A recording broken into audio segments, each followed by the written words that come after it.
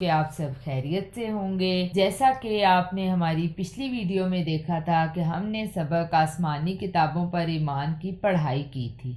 آج ہم چلتے ہیں اس کی مشق کی طرف۔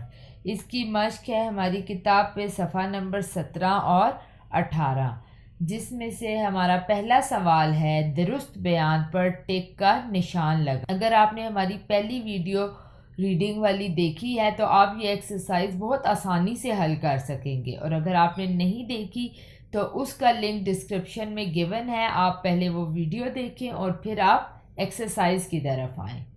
چلیں جی شروع کرتے ہیں۔ اللہ تعالیٰ نے آسمانی کتابیں نازل کی نبیوں اور رسولوں پر، فرشتوں پر، جنوں پر، عام انسانوں پر۔ تو ان چاروں میں سے ہمارا درست جواب کیا ہے؟ نبیوں اور رسولوں پر۔ Very good. چلیں جی نیکسٹ کی طرف چلتے ہیں۔ آخری آسمانی کتاب ہے زبور مقدس، تورات مقدس، انجیل مقدس، قرآن مجید۔ تو ہمارا صحیح جواب کیا ہے؟ قرآن مجید۔ نمبر 3، تمام آسمانی کتابوں کی تعلیمات کی تصدیق کرنے والی کتاب ہے زبور مقدس، تورات مقدس، انجیل مقدس یا قرآن مجید؟ کون سی کتاب ہے جو تمام آسمانی کتابوں کی تصدیق کرتی ہے؟ قرآن مجید۔ نیکسٹ، قرآن مجید کی زبان ہے عربی، اردو، انگریزی، فارسی۔ مطلب قرآن مجید کس زبان میں نازل ہوا؟ الف عربی۔ قرآن مجید نازل کیا گیا ایک ملک کے لیے، ایک قوم کے لیے، ایک خطے کے لیے، دنیا کے سب انسانوں کے لیے۔ ویری گڈ، دنیا کے سب انسانوں کے لیے۔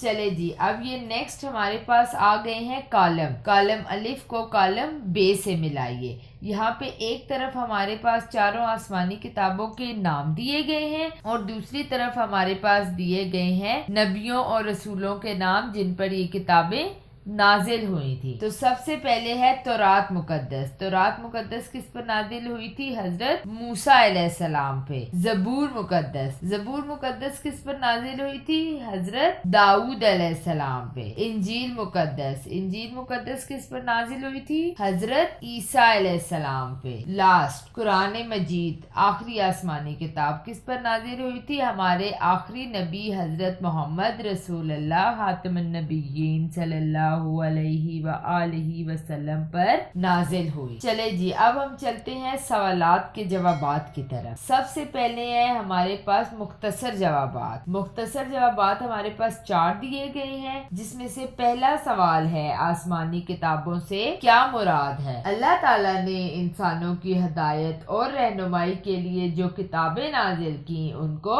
آسمانی کتابیں کہا جاتا ہے۔ نیکسٹ کوسچن، صحیفہ کسے کہتے ہیں؟ اللہ تعالیٰ کی چھوٹی چھوٹی کتابوں یا ان کے اجزاء کو صحیفہ کہتے ہیں۔ سوال نمبر 3، قرآن مجید کی حفاظت کے بارے میں اللہ تعالیٰ نے کیا ارشاد فرمایا؟ قرآن مجید میں ارشاد ہے، یہ ہم نے آیت کا ترجمہ لکھنا ہے جو ہمیں چیپٹر میں دیا گیا ہے، ہم نے ایز اٹ از وہی ترجمہ لکھنا ہے۔ بے شک یہ کتاب نصیحت ہم نے اتاری ہے اور ہم ہی اس کے نگہبان ہیں۔ مطلب یہ کتاب اللہ تعالیٰ نے نازل کی ہے اور اللہ تعالیٰ نے ہی اس کی حفاظت کا ذمہ لیا ہے۔ سوال نمبر 4، قرآن مجید کی آیات سے کون سے لوگ نصیحت پکڑتے ہیں؟ قرآن مجید کی آیات سے اہل عقل نصیحت پکڑتے ہیں۔ اب ہے ہمارے پاس 2 تفصیلی جوابات، ٹھیک ہے جی۔ تو اس میں سوال نمبر 1 ہے قرآن مجید کی چند خصوصیات تحریر کریں۔ ویسے تو آپ جانتے ہیں ماشاءاللہ سے قرآن مجید کی بہت ساری خصوصیات ہیں،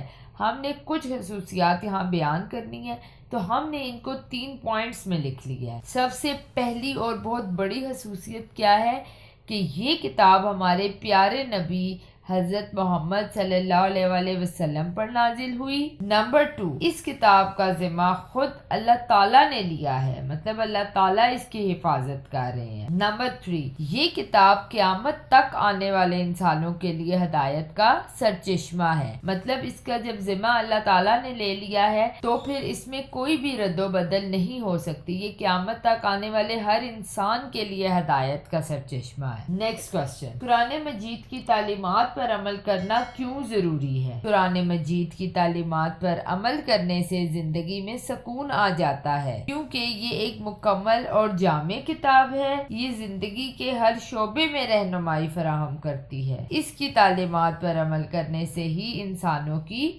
نجات ہے۔ تو یہ تھے ہماری کتاب کی مشق، جس میں ہم نے اس کے چوز دا بیسٹ آنسر بھی کیے، ہم نے کالم بھی ملائے، ہم نے مختصر جوابات بھی کیے اور ہم نے تفصیلی جوابات بھی کیے۔ پھر بھی اگر کسی کو کوئی کنفیوژن ہے کسی بھی چیز میں تو وہ کمنٹ میں ضرور مینشن کریں۔ اللہ پاک آپ کو اپنے حفظ و امان میں رکھے۔ اللہ حافظ۔